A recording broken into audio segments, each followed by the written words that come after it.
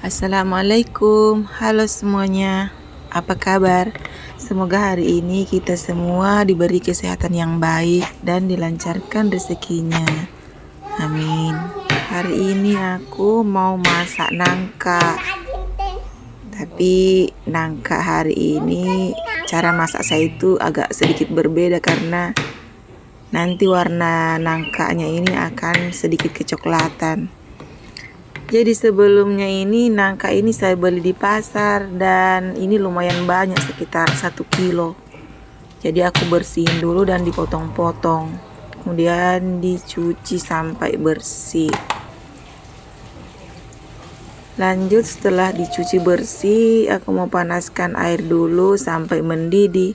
Sambil nunggu airnya mendidih, ini aku mau belah kelapa lagi untuk buat santannya nanti. Nah, sebelum kelapanya terbelah ini airnya harus dikeluarin dulu supaya tidak muncrat ke sana kemari. Biasanya tuh air kelapa itu kalau kena pakaian itu tidak bisa dibersihkan lagi. Dia membekas jadi hitam di kain. Sekarang kelapanya sudah terbelah dan siap untuk dicongkel. Jadi aku congkel dulu sedikit-sedikit. Ini kelapanya lumayan besar, jadi sedikit keras dia.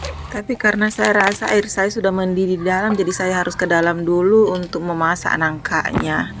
Masukkan nangkanya ke dalam air mendidih. Jadi kelapanya saya tinggalin dulu. Dan betul juga ini airnya sudah mendidih dan nangkanya aku cemplungin. Ini aku tambahin sedikit baking soda, maka itu yang membuatnya nanti sedikit kecoklatan. Kenapa saya tambahin baking soda? Supaya nangkanya itu cepat lunak. Karena saya harus memasak dengan cepat, jadi harus dipercepat juga. Karena biasanya nangka itu kalau dimasak itu cukup lama.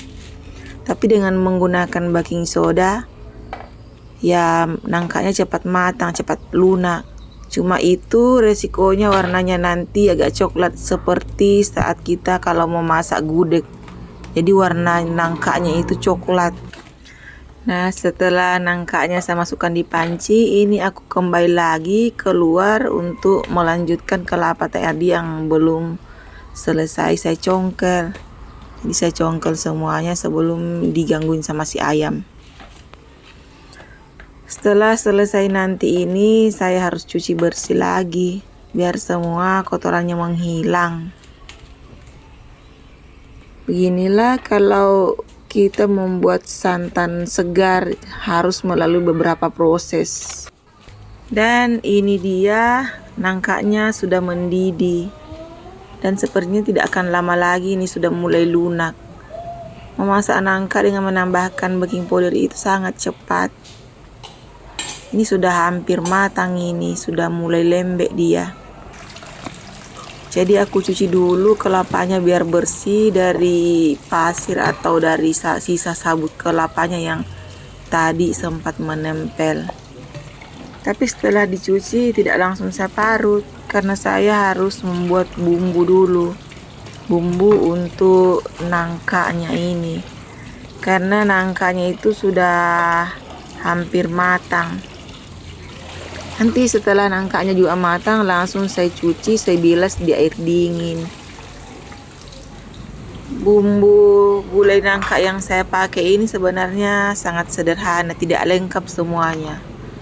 Hanya bawang merah, bawang putih, sedikit kemiri, cabai merah, lengkuas, dan juga ada serai, ketumbar, jintennya tidak ada. Ini ada kunyit bubuk juga. Oh ya, semuanya nanti ini saya haluskan, baik itu lengkuas ataupun serainya. Karena saya lebih suka kalau semua bumbunya halus daripada cuma digeprek saja, dilempar masuk di panci. Jadi bumbunya ini akan saya haluskan semuanya. Serainya itu saya hanya ambil putihnya saja. Biasanya serai itu cuma digeprek baru dikasih masuk. Atau juga lengkuasnya. Dan ini juga saya tidak menggunakan daun jeruk atau daun kunyit karena memang tidak ada. Jadi saya pakai apa yang ada saja di rumah. Ini yang saya blender duluan ini yang bumbu yang agak keras seperti lengkuas, serai, kemiri, dan cabai merah. Jadi saya blender duluan, setelah itu baru bawang merah dan bawang putihnya yang masuk. Setelah selesai bawang merah bumbunya di blender, ini saya parut kelapa yang tadi sudah dicuci.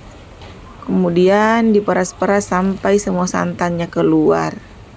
Karena nangkanya tadi itu sudah masak, jadi masaknya nanti ini tinggal sebentar. Tinggal mematangkan bumbunya, menumis bumbunya sampai matang, baru masukkan nangkanya.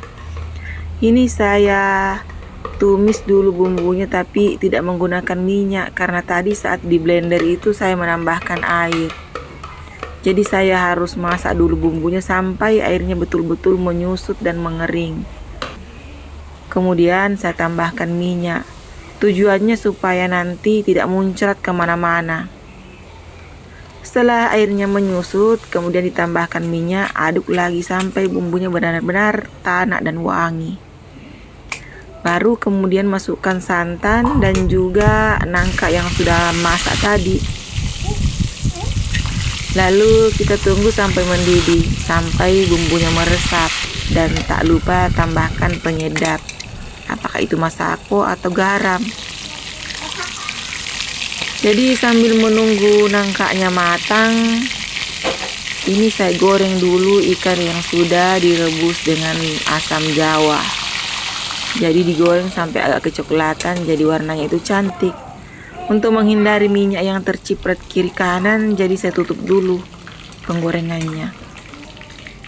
Nah, ini ikannya sudah kecoklatan dan siap untuk diangkat dan disajikan.